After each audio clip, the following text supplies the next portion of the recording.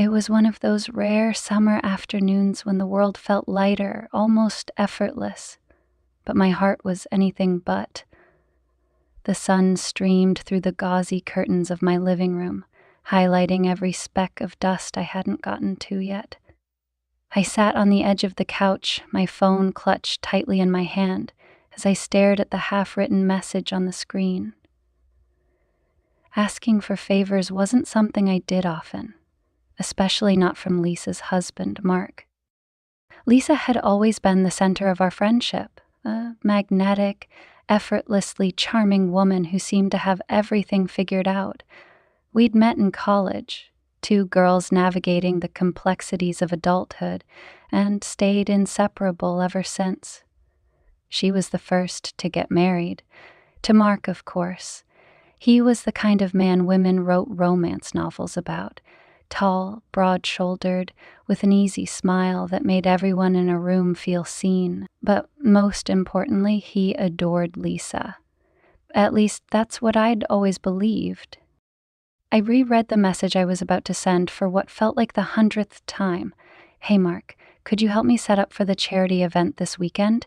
It's such short notice, but Lisa said you're great at these things and I'd really appreciate it." Even typing his name felt strange, like I was crossing some invisible line. But Lisa had brought up Mark's skills herself last week, saying he'd be thrilled to help. That gave me the confidence to finally hit send. The response came within minutes, which surprised me. "Of course, happy to help, just let me know when and where." His response was friendly, professional even, but my stomach flipped anyway.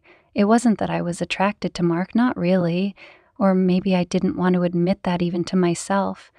It was just that Mark exuded a kind of warmth and attentiveness that had been absent from my own marriage for years. I told myself that's all it was, a silly, fleeting thought. My husband, Todd, had been distant lately. Our conversations had dwindled to little more than logistical exchanges. Who would pick up groceries? Who would call the plumber? I couldn't remember the last time he looked at me the way Mark looked at Lisa. That thought gnawed at me more than I cared to admit. The day of the event arrived, and I was a bundle of nerves. I'd barely slept, my mind consumed with making sure everything went perfectly. The charity gala was important to me. It was something I'd poured months of planning into.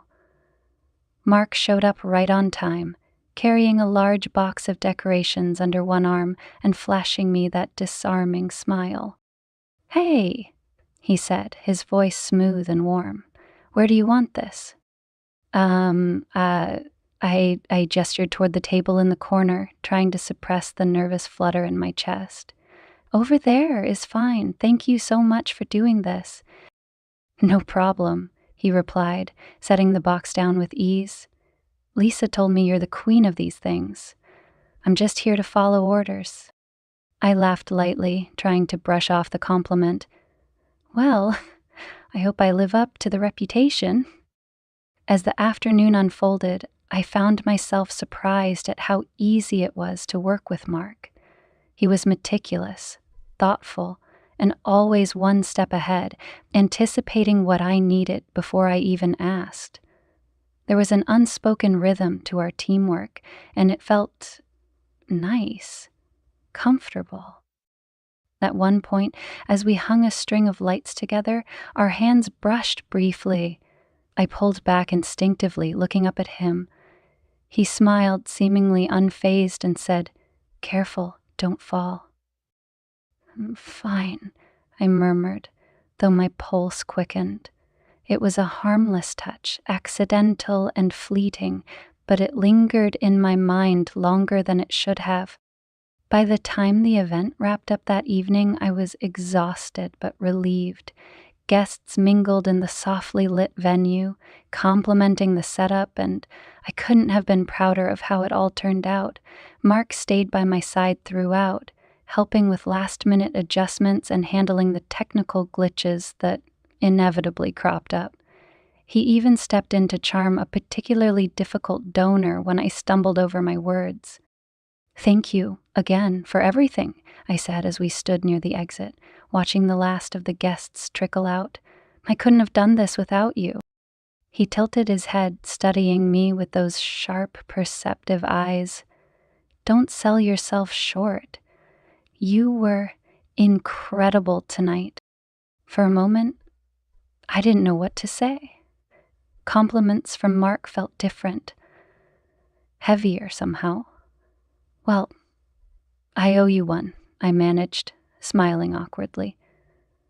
Tell Lisa I'll make it up to both of you. He chuckled softly. Oh, I'll hold you to that. Later that night, as I lay in bed next to Todd, I replayed the day's events in my mind. Todd was already asleep, his steady breathing filling the silence of our dimly lit bedroom.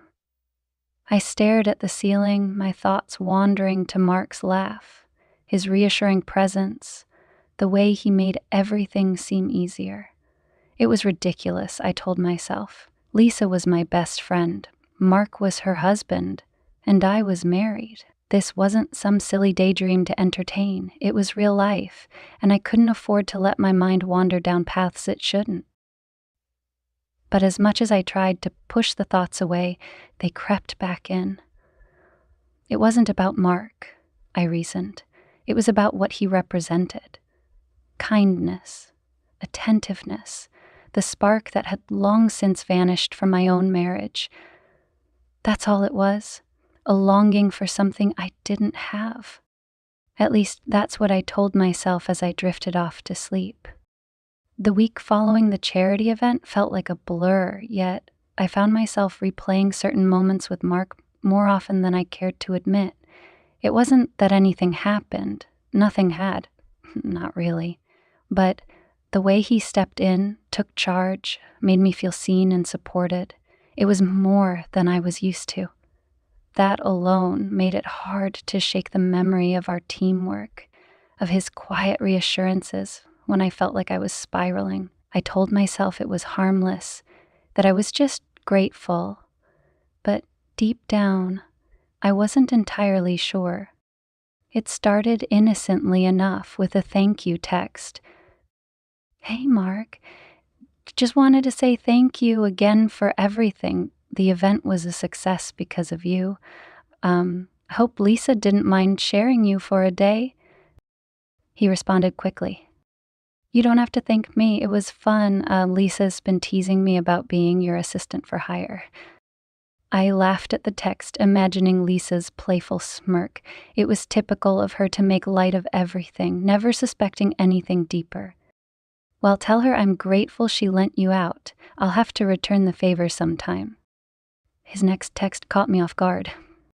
No need for that. I think I owed you one anyway.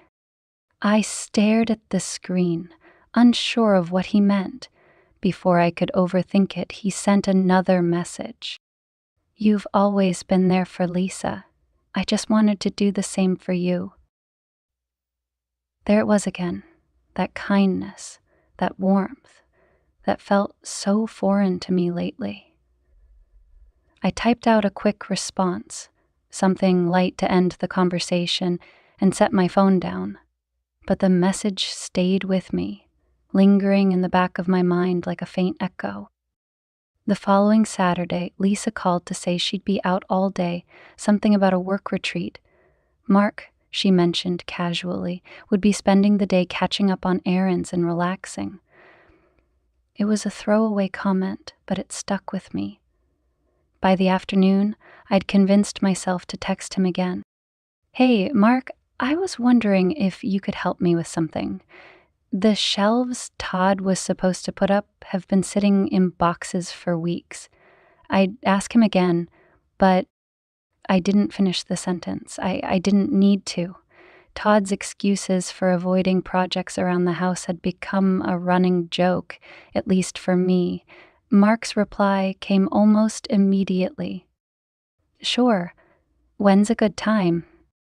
I bit my lip, surprised by how easily he agreed. Did I really need his help, or was I just looking for an excuse to see him again?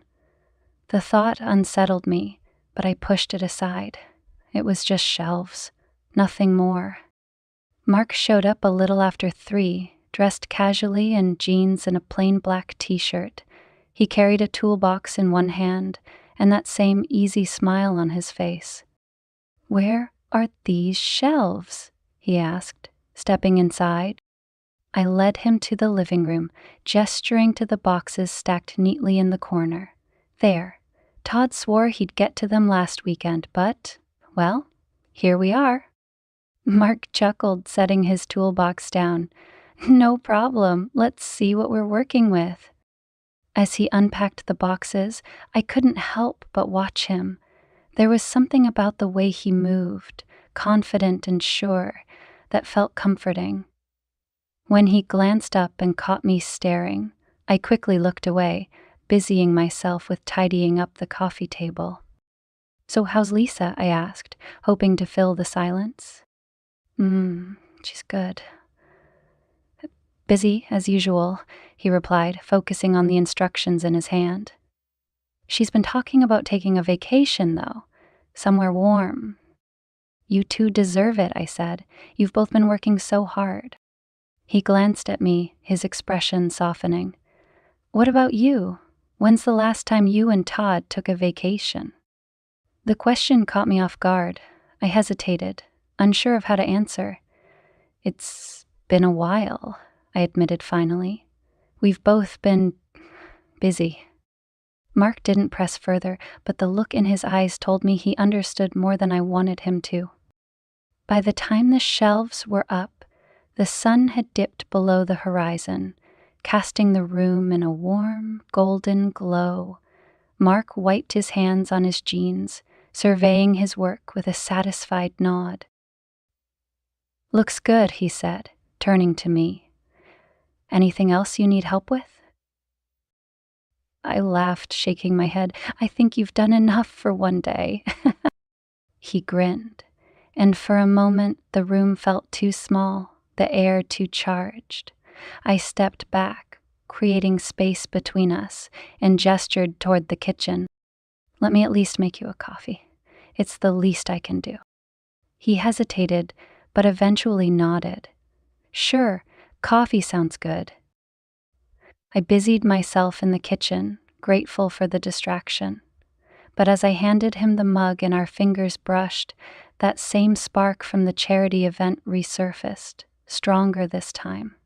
He looked at me, his expression unreadable, and for a moment I thought he might say something. Instead, he took a sip of coffee and leaned against the counter. "This is nice," he said, his voice quieter now, just slowing down for a bit. I nodded, unsure of what to say. The silence between us felt heavier than before, filled with something unspoken. "I should probably head out," he said finally, setting the mug down.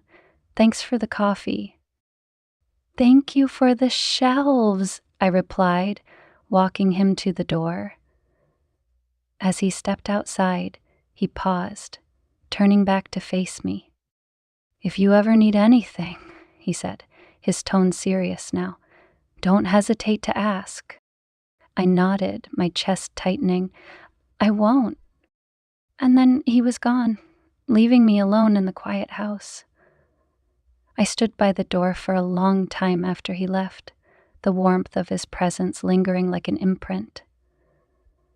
It wasn't until much later, as I lay in bed listening to Todd's soft snores, that I let myself acknowledge what I'd been avoiding all day. This wasn't just about shelves or charity events. Something had shifted between Mark and me, something I couldn't ignore. And for the first time, I wasn't sure if I wanted to.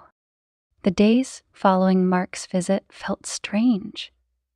The shelves stood proudly in the living room, a silent reminder of our time together. I couldn't look at them without thinking of his easy smile, the way his hands moved with precision, or how our conversation carried an undertone of something deeper. It was maddening. Lisa called me later that week, her voice as bubbly as ever. "So, how's the house looking? I hear my husband's getting all the credit these days." I laughed nervously, twisting the phone cord between my fingers. He was a lifesaver, honestly. I don't know how I would have gotten it done without him. "Well, he did mention you made him coffee," she teased. "Careful, or I might have to loan him out more often." Her words stung more than they should have, but I played along.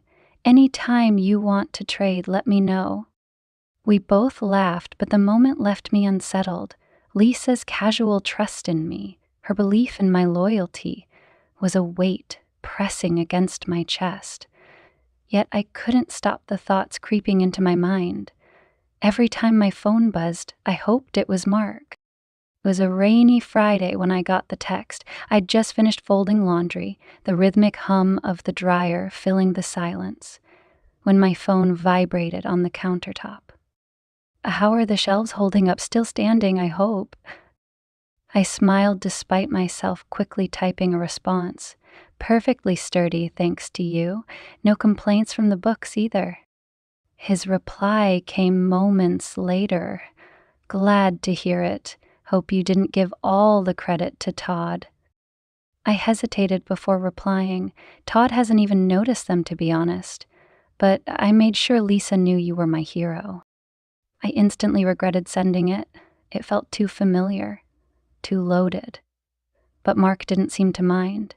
His next text made my heart skip a beat. "I think I like being your hero." I stared at the words, the weight of their meaning pressing down on me. My fingers hovered over the keyboard, unsure of how to respond. Finally, I settled on something safe. "Careful, I might start calling you for every little thing." His reply was immediate. I wouldn't mind." I set the phone down, my hands trembling. This was dangerous, and I knew it. But some part of me, the part that had been starved for affection and attention, couldn't bring myself to stop. A week later, Mark texted again, asking if I wanted to meet for coffee. He framed it casually, something about wanting to discuss a fundraiser Lisa was planning. But I knew better. Still, I found myself agreeing. The cafe was quiet, the soft murmur of voices blending with the hiss of the espresso machine. Mark was already seated when I arrived, a corner table tucked away from the rest of the room. He stood as I approached, smiling warmly. "Hey," he said, pulling out the chair for me. "Glad you could make it." I sat down, my pulse quickening. "Of course, it's nice to get out of the house." We talked about the fundraiser at first, keeping the conversation light and professional. But as the minutes passed, the atmosphere shifted. Mark leaned forward, his elbows resting on the table and his gaze locked onto mine. "You've seemed distracted lately," he said, his voice low. "Is everything okay?" I hesitated, caught off guard by the question. "I'm fine," I lied. "Just the usual stuff." He didn't look convinced. So if you ever need to talk about it, you know I'm here, right?" His sincerity made my throat tighten. I nodded, looking away to avoid the intensity of his gaze. "Thanks, Mark. That means a lot." For a moment, neither of us spoke. The silence was heavy, charged with something neither of us wanted to name. Finally, Mark broke it. "You know," he said, his tone lighter now, "Lisa always says I have a knack for reading people, but you're hard to figure out." I laughed softly, trying to ease the tension. "Maybe I'm just good at hiding." "Maybe," he replied, his eyes searching mine, "or maybe you just don't let people in." The words hung in the air between us, a challenge and an invitation all at once. My chest tightened, and I knew I needed to leave. This was a line I couldn't cross. "I should get going," I said, standing abruptly. Thanks for the coffee. I saw somebody wait for something different. Like he's saying, I hope, with his eyes closed. Like, did I say something wrong? No, I said quickly, forcing a smile. I just remembered I have a million things to do at home. He nodded slowly, though his expression remained concerned. Okay, but take care of yourself, all right? I nodded, turning to leave before he could see the conflict in my eyes. As I stepped out into the rain, I felt the weight of his gaze following me, the tension between us more palpable than ever. That night, I barely slept. Every time I closed my eyes, I saw Mark's face, heard his voice. I hated how much he consumed my thoughts, how easily he slipped into the cracks of my lonely existence. And yet, I couldn't bring myself to let go. The next morning, as Todd sat across the table reading the newspaper, I stared at him, searching for something, anything, that could reignite the connection we once had. But all I saw was the same indifference that had settled between us over the years. I thought about Mark's words, about the way he seemed to see through the walls I'd built around myself. It terrified me how much I wanted to be seen, to be understood, and that desire was pulling me closer to him, like a moth to a flame. The next few days passed in a haze. I threw myself into routine tasks, laundry, errands, grocery shopping, anything to keep my mind from wandering back to Mark. But it didn't work. His words, his gaze, the warmth of his presence, they lingered like a phantom, refusing to be ignored. By the weekend, I found myself standing at the edge of a decision I hadn't fully realized I was making. It started with a simple text. Going for a hike this afternoon. Thought you might want to join. I stared at the message for a long time before pressing send. It wasn't unusual. We were friends, after all. Friends who occasionally helped each other.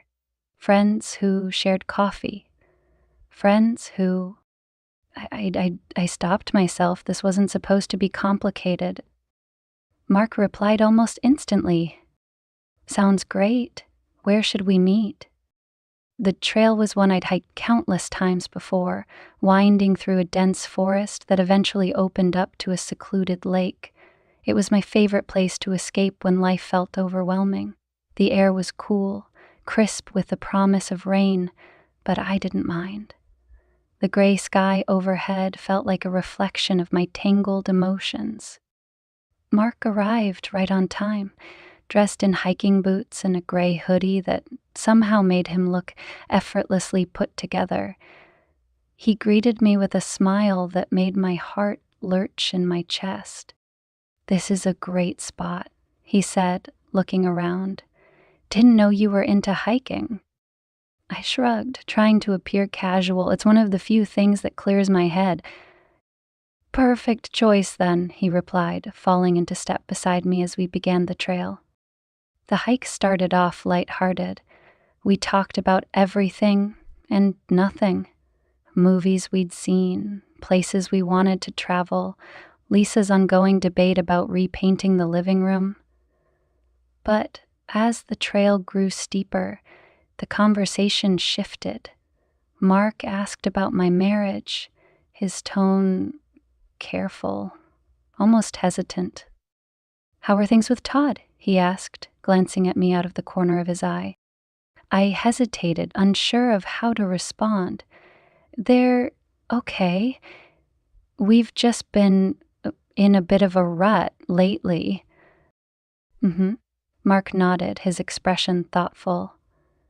"That's normal, I think. Relationships go through phases." "Yeah, I guess," I said, kicking at a loose rock on the path. "Sometimes I wonder if we've just drifted too far apart." The words felt dangerous, like admitting them out loud might make them more real. But Mark didn't judge or offer platitudes. He simply listened, his presence steady and grounding. For a while we walked in silence, the only sound the crunch of leaves beneath our boots and the distant chirping of birds. When we reached the lake, the sight took my breath away. The water was still, its surface reflecting the dark clouds above. It was hauntingly beautiful, a moment suspended in time. Mark stood beside me, his gaze fixed on the horizon. "It's incredible," he said softly. I nodded, unable to find the words. The air felt charged, the kind of stillness that comes before a storm. Without thinking, I turned to look at him, and he met my gaze. There was something in his eyes, something unspoken, yet unmistakable. My heart pounded in my chest as the space between us seemed to shrink. "I'm glad you came," I said, my voice barely above a whisper. "So am I," he replied, his tone just as quiet. The silence stretched, heavy and electric. I should have stepped back, broken the moment, said something to diffuse the tension, but I didn't. Instead, I stood there, rooted to the spot, as Mark reached out and brushed a strand of hair from my face. The touch was gentle, almost hesitant, but it sent a shockwave through me. My breath caught in my throat as his hand lingered, his fingertips grazing my cheek. For a moment, time seemed to stop, the world narrowing to just the two of us. "Mark," I began, but my voice faltered. He stepped closer, his eyes searching mine. "I know," he said softly. "I shouldn't, but I can't stop thinking about you." My heart was racing now, my mind a whirlwind of emotions. "We can't," I whispered, though the words felt hollow. "I know," he said again, his voice thick with conflict, "but it doesn't change how I feel." I should have walked away, ended it before we crossed a line we couldn't come back from. But instead, I stayed, frozen by the intensity of the moment. When Mark leaned in, his movements slow and deliberate, I didn't stop him. His lips brushed mine, tentative at first, as if giving me a chance to pull away, but I didn't. The kiss deepened, and for a brief, dizzying moment, I let myself get lost in it. The weight of everything, my marriage, my friendship with Lisa, the guilt that loomed over us, faded into the background. All that mattered was the warmth of his lips, the way he held me like I was something fragile and precious. But then reality came crashing back. I pulled away, my breathing ragged. "We can't do this," I said, my voice shaking. Mark looked at me, his expression pained. "I'm sorry," he said, stepping back. "I shouldn't have." I shook my head, tears stinging my eyes. "No, it's not just you. I let it happen." For a moment, neither of us spoke, the weight of what we'd done settling over us like a heavy blanket. Finally, Mark broke the silence. "We should go," he said quietly. I nodded, unable to meet his eyes. As we made our way back down the trail, the air between us was thick with unspoken words. The spark that had ignited so suddenly was now a smoldering ember, dangerous and unpredictable. That night, as I lay in bed staring at the ceiling, the guilt hit me like a tidal wave. I replayed the kiss over and over, each moment seared into my memory. I thought of Lisa, her unwavering trust in me, and felt a sickening knot in my stomach. But beneath the guilt, there was something else. A part of me, a small, shameful part, wanted to feel his touch again. And that terrified me most of all. The days that followed were unbearable. I threw myself into work and chores, anything to keep my mind occupied. But no amount of busy work could erase the memory of that kiss or the feeling of Mark's hands on me. It haunted me in the quiet moments, the stillness of the night, the lull between tasks. And it wasn't just guilt that consumed me, it was longing. Mark hadn't reached out since that day at the lake, and I had told myself it was for the best. But when my phone buzzed late one evening and I saw his name on the screen, my heart betrayed me with a sudden jolt. "Can we talk?" It was such a simple question, but it carried the weight of everything we weren't saying. I stared at the message for what felt like an eternity before typing a response. "I don't think that's a good idea." A minute passed, then another. I thought he'd let it go, but then my phone buzzed again. "I just need to see you." "Please?" Mm, I should have ignored it. I should have put my phone down and walked away. But instead, I found myself typing a reply. "Tomorrow, 6 p.m. at the park." The park was quiet when I arrived, the sun dipping low on the horizon and casting a golden glow over the empty benches and winding paths. I spotted Mark near the fountain, his hands in his pockets as he stared into the water. He looked up when he saw me, his expression a mix of relief and apprehension. "Thanks for coming," he said softly. I nodded, my heart pounding in my chest. "What's this about, Mark?" He sighed, running a hand through his hair. "I couldn't stop thinking about what happened. About you." "Mark," I began, but he cut me off. "Just let me say this," he pleaded. "I know it's wrong. I know we shouldn't have, but I can't pretend it didn't mean something. Can you?" His words hit me like a punch to the gut. I wanted to deny it, to tell him it was a mistake and we could move past it.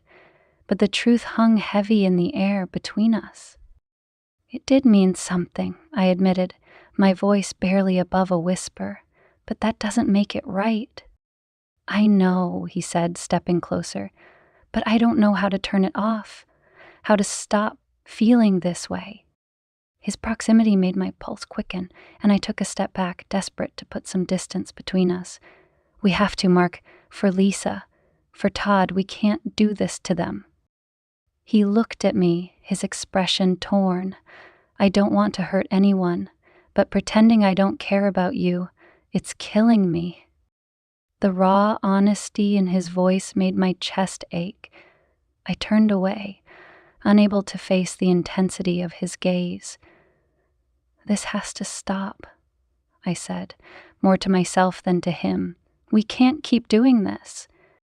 But even as I said the words, I knew they were hollow, because when Mark reached out, his hand brushing mine, I didn't pull away.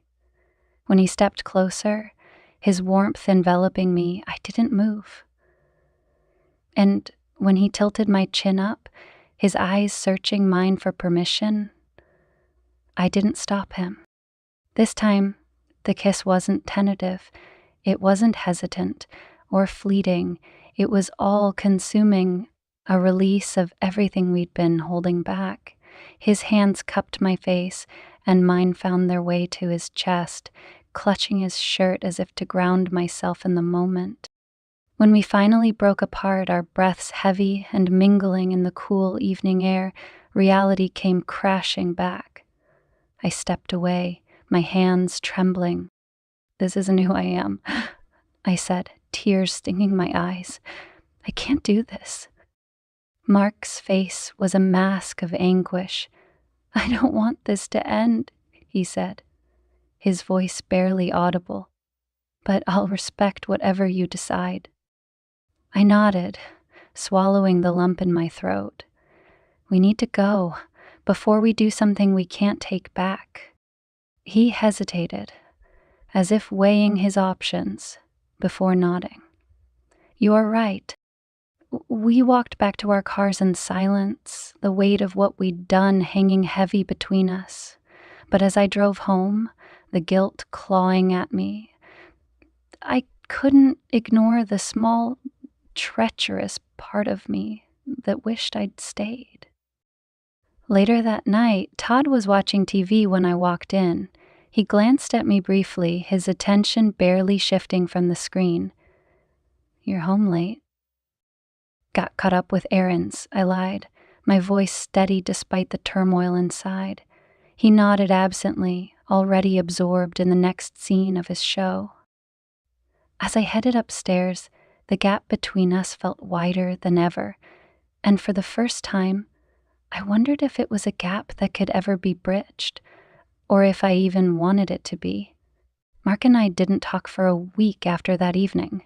I told myself it was over, that we'd made the right decision. But when Lisa called, casually mentioning that she and Mark had a big anniversary dinner planned, a pang of jealousy surged through me. It wasn't fair.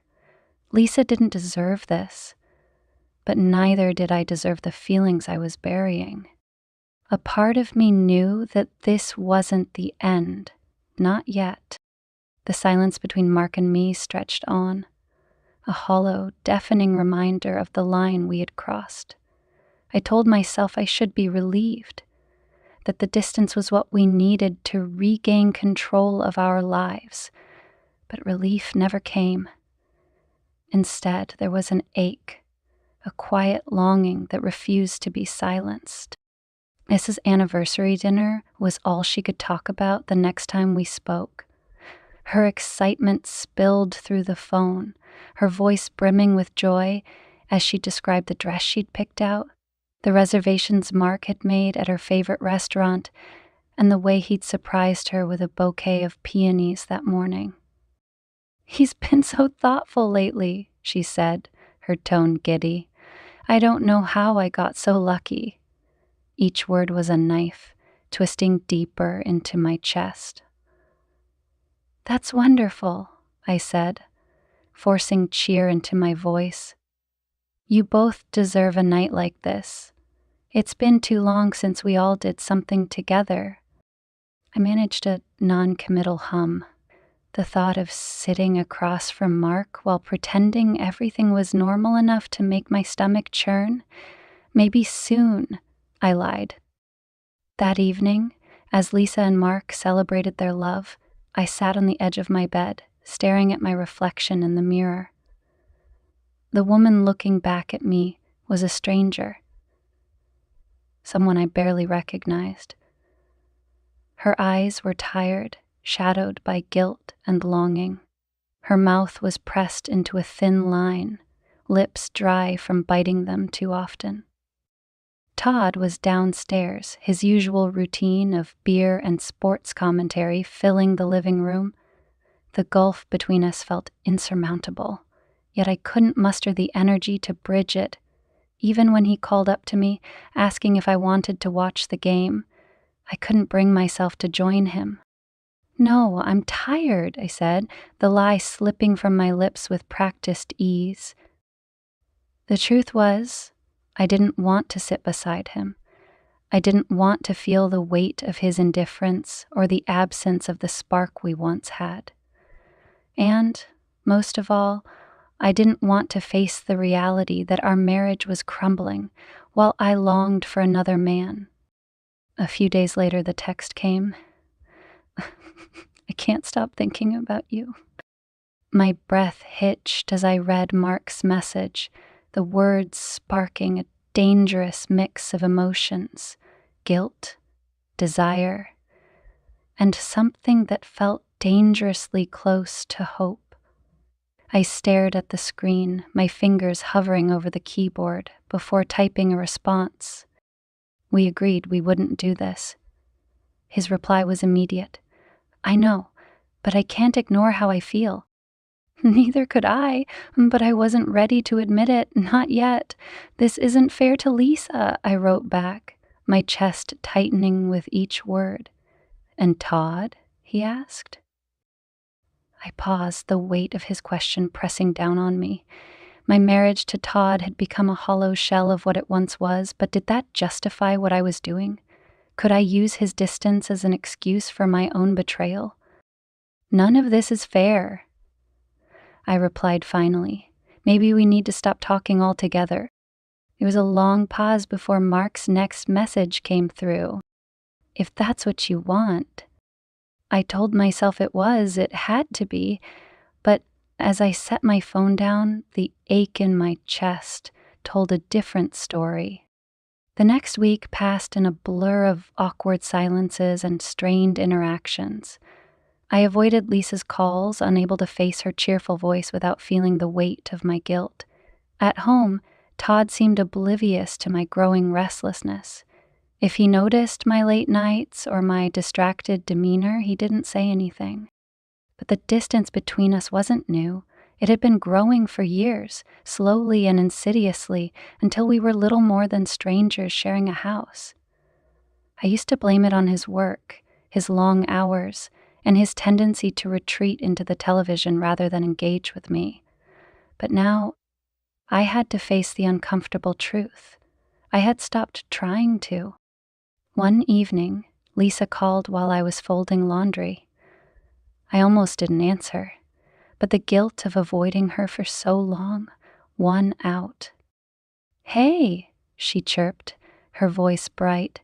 "I feel like I haven't talked to you in ages."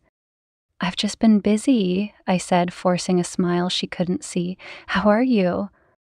"Good," she said, then hesitated. "Actually, there's something I've been meaning to talk to you about." My stomach dropped. Did she know? Had Mark told her? I held my breath, waiting for the words that would shatter everything. "It's about Mark," she said finally. My heart pounded in my chest. "What about him?" I asked, my voice carefully neutral. "He's been distracted lately," she said, her tone tinged with worry. "I don't know. Maybe it's just work, but something feels off." I swallowed hard, guilt twisting in my gut. "I'm sure it's nothing," I said, my voice steady despite the panic rising inside me. "Mark adores you. You've always said so yourself." "You're right," she said, her voice softening. "I'm probably overthinking it." As we ended the call, I felt the full weight of what I'd done pressing down on me. Lisa was confiding in me, trusting me to reassure her, all while I harbored a secret that could destroy her world. The realization was suffocating. That night, I lay awake, staring at the ceiling as Todd snored softly beside me. I thought about Lisa, about Mark, about the fragile threads holding our lives together. I had to make a choice, to walk away from this dangerous path, or risk everything for a connection that was never meant to be. The question was, which one would I choose? The tension that had been simmering beneath the surface of my life finally boiled over one fateful evening. Lisa called unexpectedly, her voice unusually quiet and strained. I could tell right away something was wrong. "Can you come over?" she asked, her tone clipped. "I need to talk to you." My stomach churned. "Of course," I said, trying to keep my voice steady. "Is everything okay?" "Just come," she replied, hanging up before I could press her further. I drove to Lisa's house in a fog of dread, my mind racing with possibilities. Had Mark told her? Had she found out on her own? Every scenario felt worse than the last. When I arrived, Lisa greeted me at the door with a forced smile. She led me to the living room, where Mark sat on the edge of the couch, his head in his hands. The air between them was thick, with unspoken tension. "I found something," Lisa said, her voice shaking as she held up Mark's phone. "A message." My blood turned to ice. She had found out.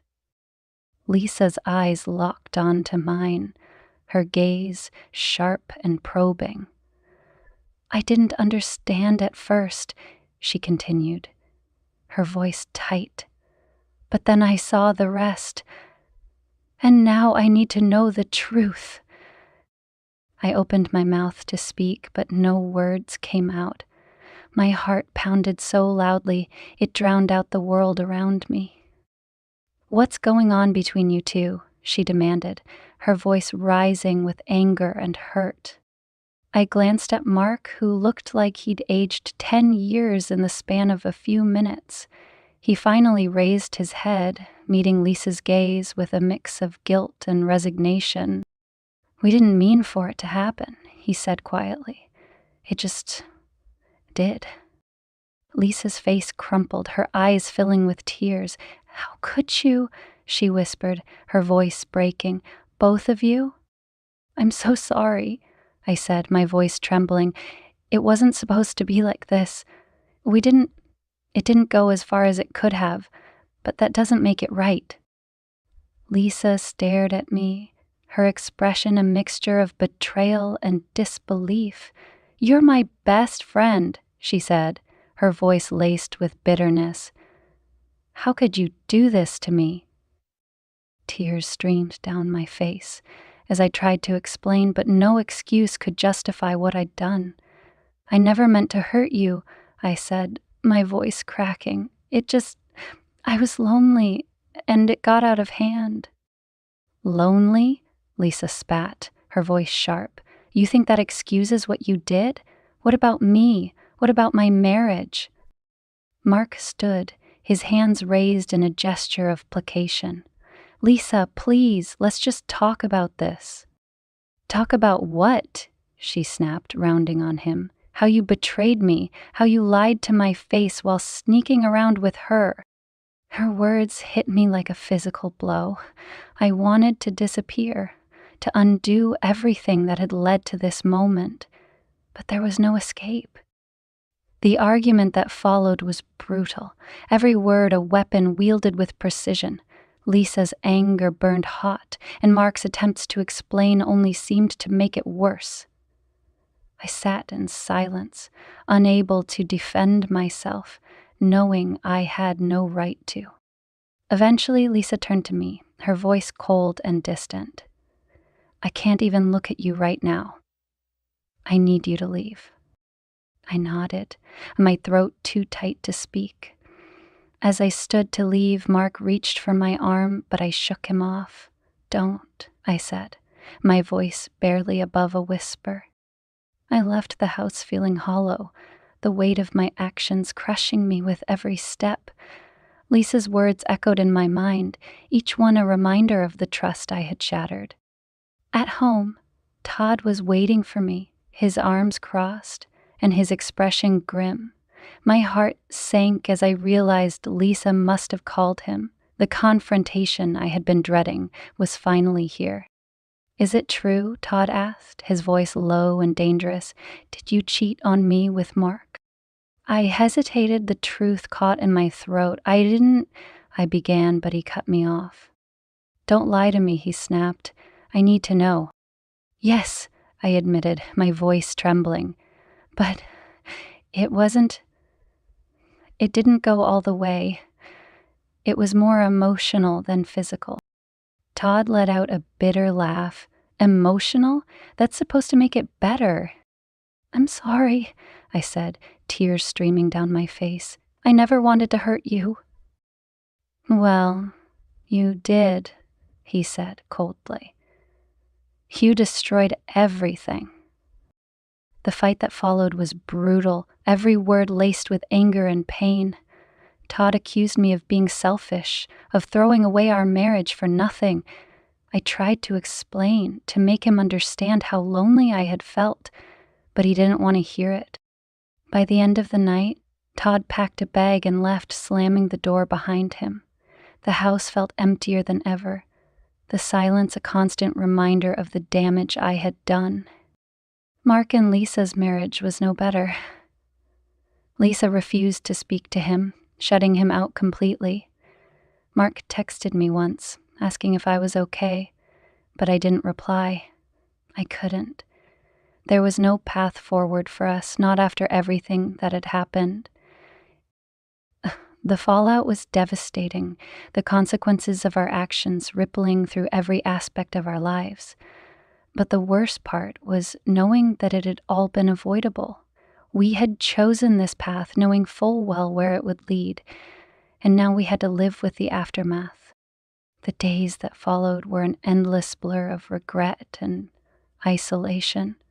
Todd didn't come home, and for the first time in years, I found myself completely alone in the house. It was a silence I had never experienced before, an oppressive stillness that mirrored the emptiness inside me. I wanted to reach out to him, to beg him to come back, but what could I say? How could I explain the choices I had made when I didn't fully understand them myself? Lisa, too, had gone silent. I called her once, desperate to at least try to make amends, but she didn't answer. Her voicemail message, so familiar and cheerful, felt like a cruel echo of the friendship we'd lost. Hi, it's Lisa. Leave a message and I'll call you back. I didn't leave one. Mark texted me only once during that time. I'm sorry for everything. I hope you're okay. I stared at the message for a long time, my fingers hovering over the keyboard. I wanted to respond, to say something that would ease the weight of our shared guilt. But what could I say? That I missed him? That I wished things had turned out differently? That I hated him for what we'd done, and yet a part of me still longed for the moments we shared. In the end, I didn't reply. Some silences were better left unbroken. One evening, Todd came by the house to pick up more of his things. I watched from the kitchen as he moved through the living room, his expression hard and unreadable. He didn't acknowledge me at first, and I didn't push him to, but as he was about to leave, I couldn't stop myself. Todd, I said, my voice barely above a whisper, can we talk? He paused in the doorway, his hand tightening on the strap of his bag. What is there to talk about? He asked, his tone flat. I'm sorry, I said, tears welling in my eyes. I know that doesn't fix anything, but I need you to know that I am.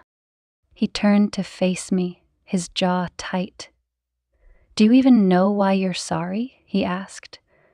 Or are you just saying it because you got caught? The question cut deep, but I knew he had every right to ask it.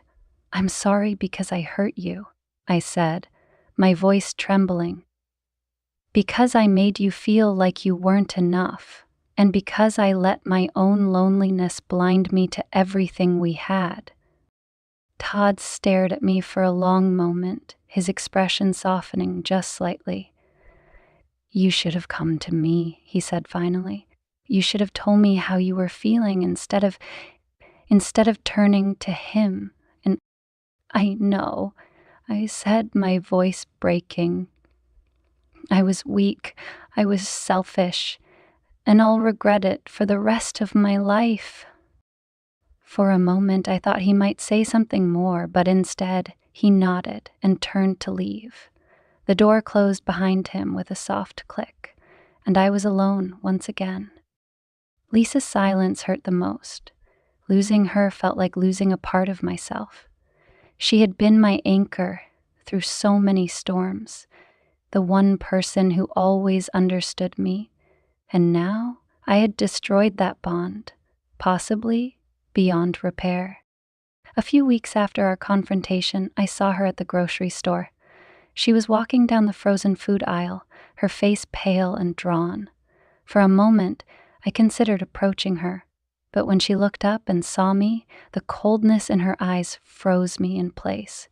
She turned and walked away without a word, leaving me standing there, clutching a carton of milk like a lifeline.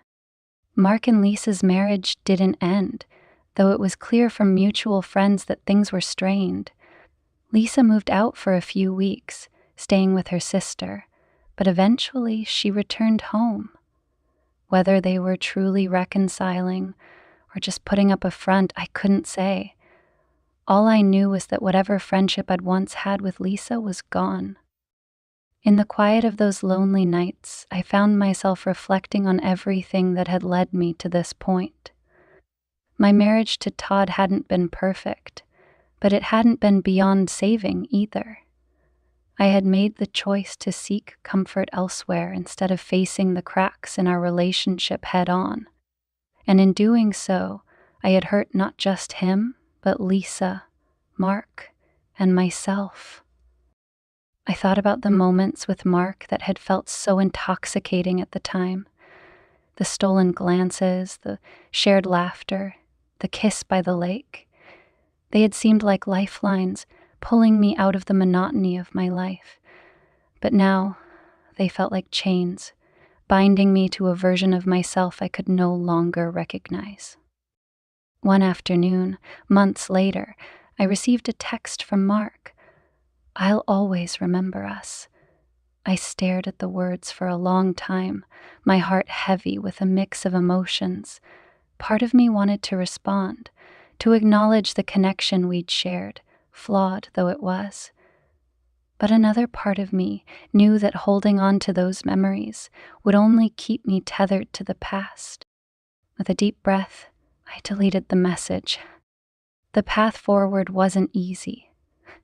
Todd and I remained separated, though we occasionally spoke about logistical matters. Bills, shared responsibilities, the mundane details of an unraveling life.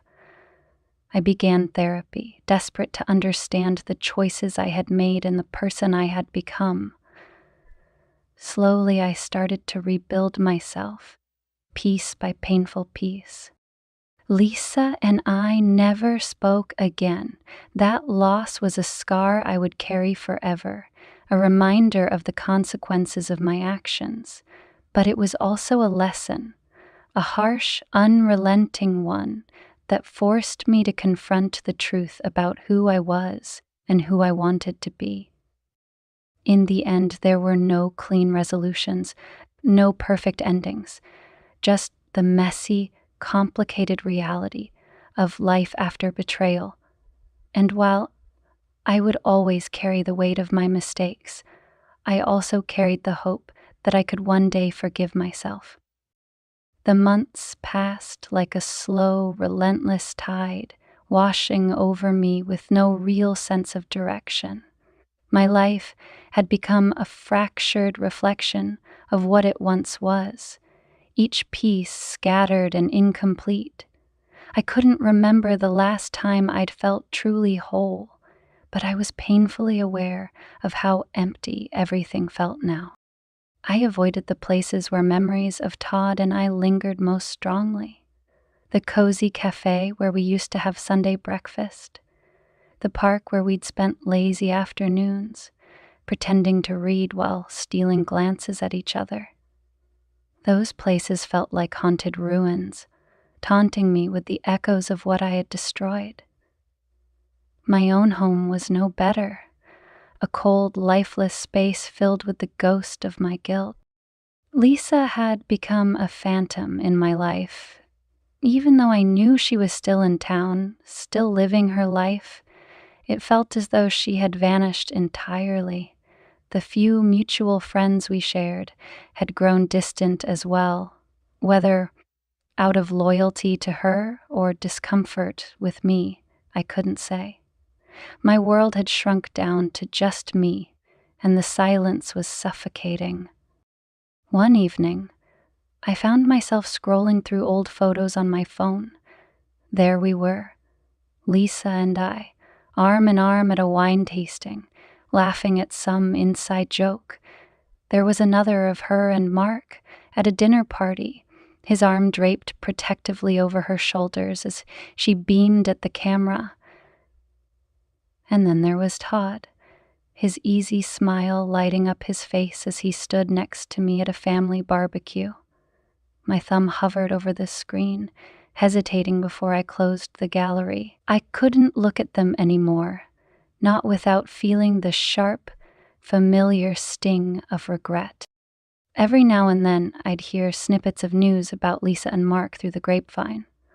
Someone mentioned they were still together, though they weren't the same. Another friend told me Lisa had taken some time off work, retreating to her sister's house for a while. I could only imagine the pain she was carrying, the questions she must have asked herself late at night. Why had I done this?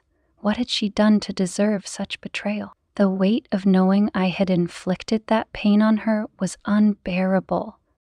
Todd and I existed in a liminal space, neither truly together nor entirely apart.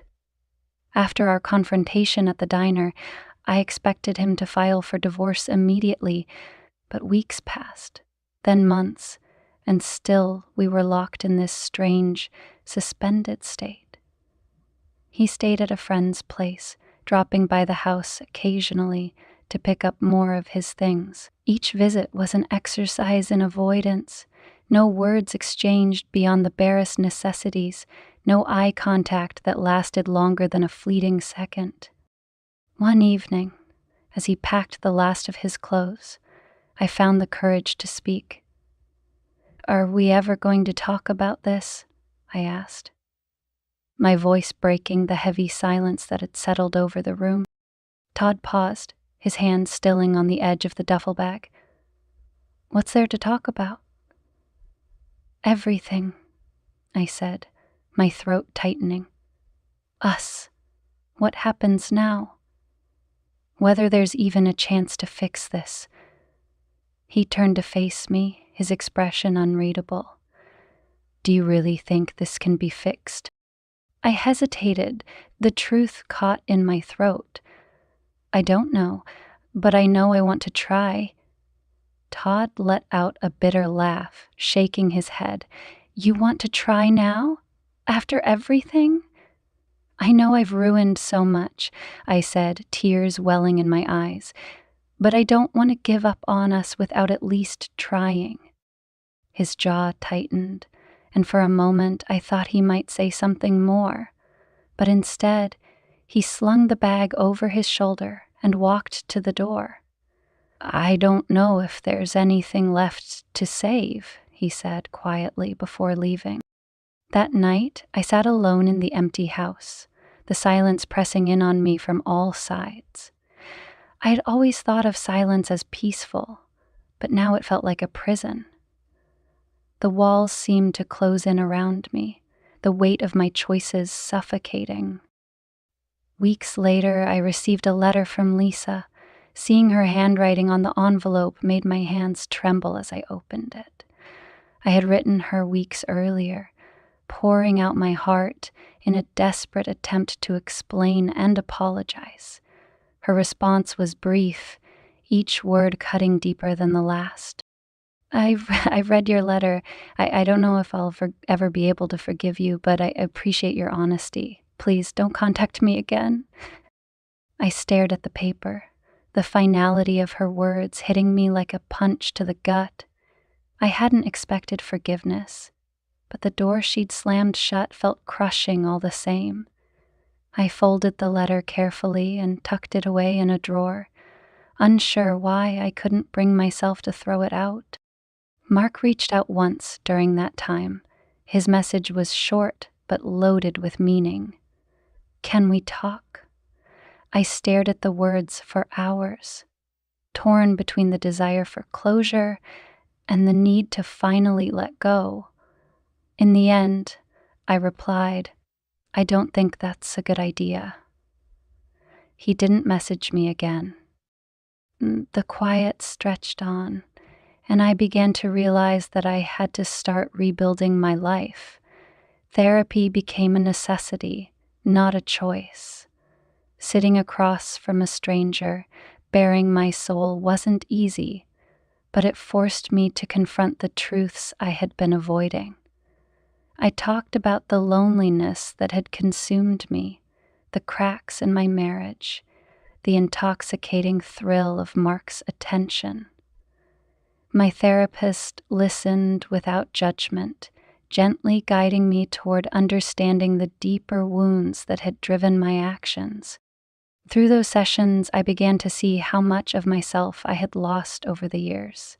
My identity had become wrapped up in being a wife, a friend, a caretaker, roles I had clung to even as they became hollow. Somewhere along the way, I had stopped seeing myself as an individual with needs and desires of my own. Reclaiming that sense of self was painful, but it was also liberating. I moved out of the house Todd and I had shared, finding a small apartment on the other side of town. It wasn't much, just a one-bedroom with creaky floors and mismatched cabinets, but it was mine. I painted the walls a soft, calming green and filled the space with books and plants, little touches that made it feel like home. One evening, as I was unpacking a box of old photos, I found a picture of Lisa and me from years ago. We were sitting on the beach, our faces sun-kissed and carefree. I traced the edges of the photo with my fingers, tears streaming down my face. I missed her more than I could put into words. Losing her felt like losing a part of myself, a piece I would never get back. A few months later, I saw Lisa at a local farmer's market. She was browsing a stand of fresh flowers, her hair pulled back in a loose ponytail. For a moment, I considered approaching her, but the memory of her letter stopped me. Instead, I stood at a distance, watching as she picked up a bouquet of sunflowers and smiled faintly. She looked tired but strong, a woman rebuilding her life in her own way. Mark's presence in my life faded gradually, like a photograph left out in the sun.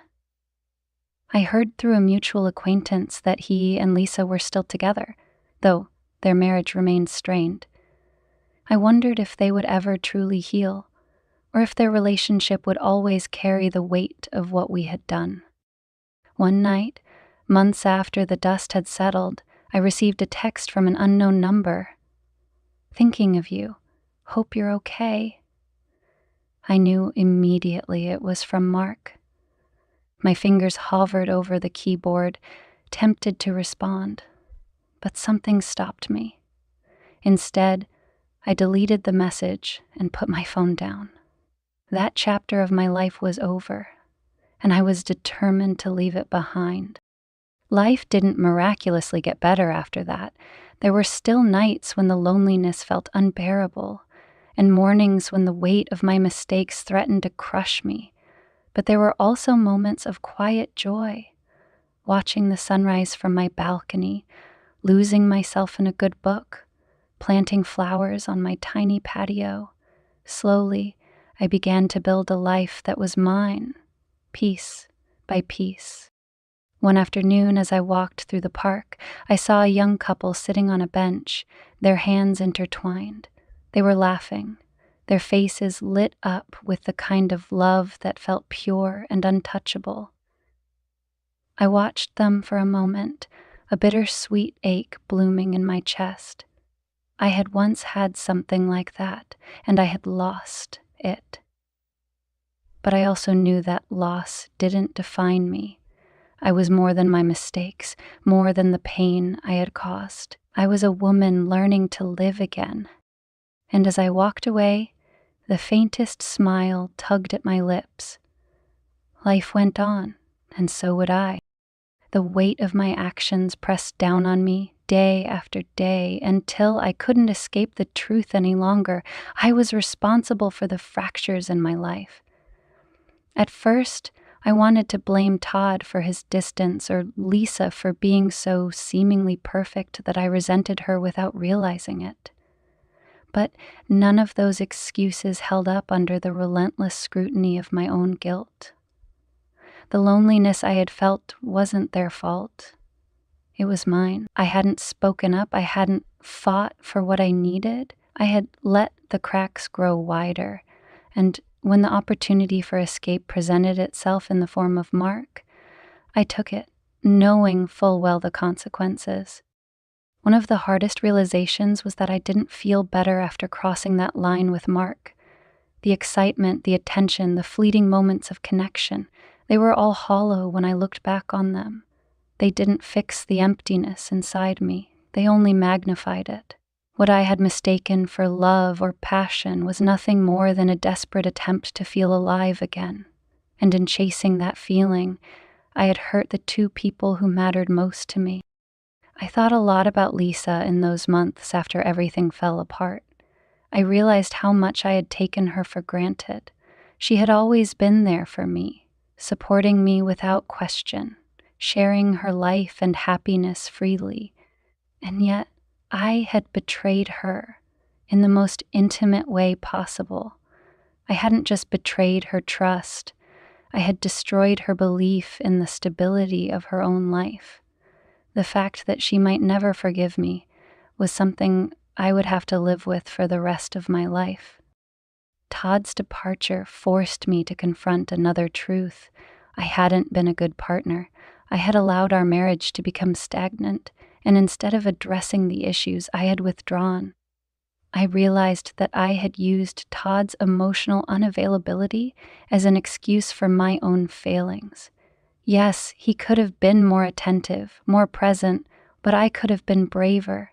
I could have told him how much I was hurting instead of seeking solace in someone else. One of the most painful realizations came during therapy when I finally admitted to myself that I didn't recognize the person I had become. It wasn't a sudden epiphany, but a slow unraveling, as if each session peeled back another layer of denial and self-deception. The woman I saw reflected in my therapist's questions and in my own hesitant answers was a stranger. She wasn't the person I thought I was, and certainly not the person I had aspired to be. Somewhere along the way, I had lost sight of my own values, the moral compass that had always guided me. It was terrifying to confront that loss, to see how far I had strayed from the principles I once held dear. I had always considered myself someone who valued loyalty, honesty, and integrity, traits I believed defined my relationships and my character. But looking back, I could see how I had betrayed those ideals in favor of chasing something fleeting, something illusory. I allowed myself to be swept up in a fantasy, convincing myself that what I was doing wasn't so bad, that it was harmless, that I deserved it. It was easier to indulge in the escape Mark offered than to face the difficult realities of my life. The emptiness in my marriage, the cracks in my friendship with Lisa, the growing void inside myself. I had ignored all of it because confronting those truths felt too overwhelming. But the fantasy I clung to so desperately eventually crumbled, leaving me with nothing but the truth. And that truth was devastating. I was flawed, deeply flawed. The choices I had made weren't just mistakes. They were deliberate actions driven by selfishness, loneliness, and a desperate need to feel something, anything. I had hurt the people I loved the most, not because I didn't care about them, but because I didn't care enough about myself to stop and reflect on what I was doing. That realization cut me to the core.